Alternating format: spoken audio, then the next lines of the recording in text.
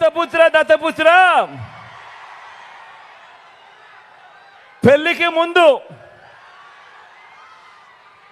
ముందు పవిత్రమైన హామీలు ఇచ్చి పిల్లలను పుట్టించి పెళ్లి కాగానే 4 ఏళ్లకు ఒకసారి 5 ఏళ్లకు ఒకసారి కార్లు మార్చేసినట్టుగా భార్యలను వదిలేసి ఇప్పుడు నియోజకవర్గాల్ని కూడా అలవోకగా వదిలేస్తా ఉన్నావు. ఏం మనిషివయ్యా నువ్వు అని చెప్పి ఆయనను అడిగా. అందుకే దత్తపుత్రుల్లో కూడా ఈ మధ్య కాలంలో బీపీ బాగా కనిపిస్తూ ఉంటుంది.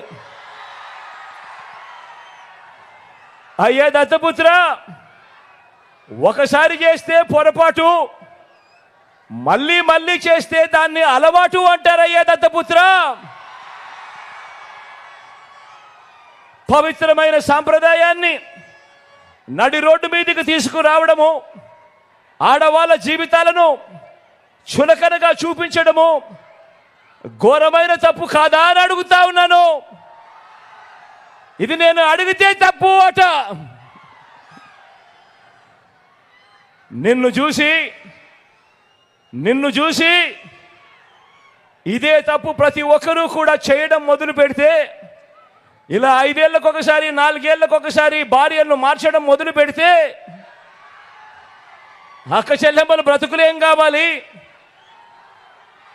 అని కనీసం ఆలోచన కూడా చెయ్యని ఈ పెద్ద మనిషిని నువ్వు చేస్తా ఉన్నది తప్పు కదయ్యా అని అంటే చాలు, ఆ పెద్ద మనిషిలో కూడా బీపీ విపరీతంగా పెరిగిపోతుంది.